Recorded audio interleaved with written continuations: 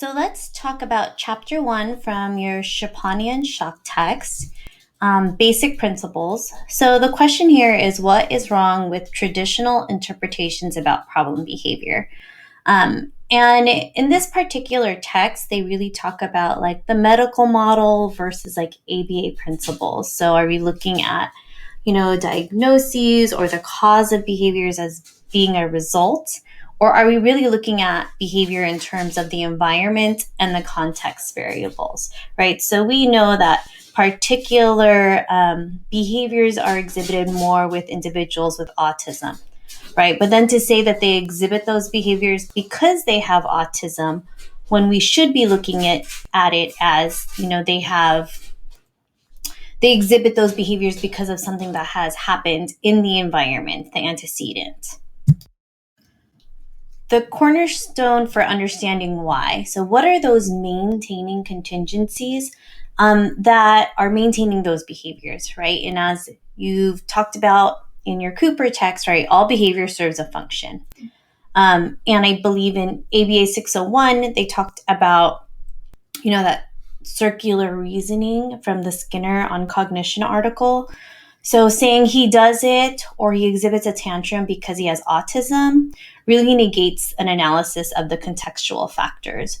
So again, there was something in that environment, the antecedent, that elicited the behavior, right? And then there was a consequence that maintained that behavior.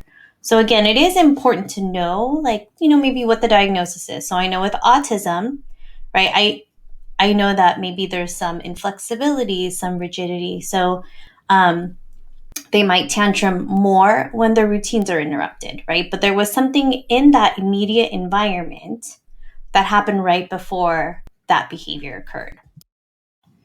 So there are two main types of contingencies, right? There's positive reinforcement operations and there's negative reinforcement operations.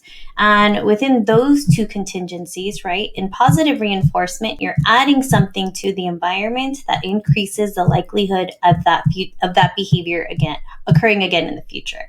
Where negative reinforcement, you are removing stimuli from that environment to increase the likelihood of that behavior. Right? So in positive reinforcement, we know that there's attention, there's sensory, there's access to tangibles. Negative reinforcement can then be escape or avoidance. And in addition, there are two ways of producing either of these contingencies, right? There's directly or indirectly. And directly means that that individual or organism's behavior gives them direct access or removal of that contingency. And then indirectly basically means it's socially mediated, right? So my behavior of going to the refrigerator and getting a snack, that's direct, where my behavior of asking for a snack is indirect. So again, direct access, right? With a direct access behavior, the client or the individual's behavior immediately produces access to positive reinforcement. Whereas socially mediated or indirect access, other behaviors achieve their effect through the behavior being mediated by someone else, right? So again, they need another person to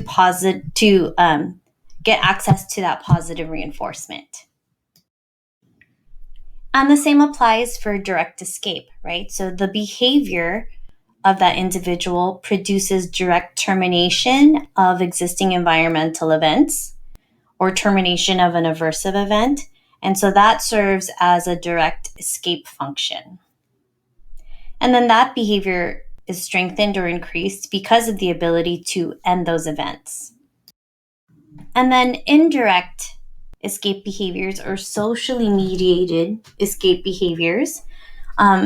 Again, they often achieve their effect of removing or postponing an aversive condition or event through the behavior of someone else, right? So I need that other person to end the aversive condition, which can be, asking for a break and having them remove the work in front of me.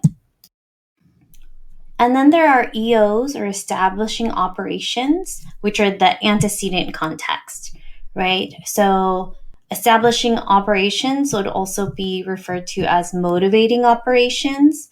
And as you talk about that in the Cooper text, right, there's establishing operations and then abolishing operations, right? So depending on if the individual has been deprived or satiated, with a reinforcer or stimulus, that's going to affect how rapidly or how quickly they respond when presented with a task, right? So if I'm working for iPad, but I've had 5 hours of access to the iPad, when you ask me to do something and that's my reinforcer, I'm less likely to do it, right? That's the satiation part. And the same applies for, deprivation. If I haven't had access to the iPad, then you present it as a reinforcer, I'm more likely to exhibit those behaviors.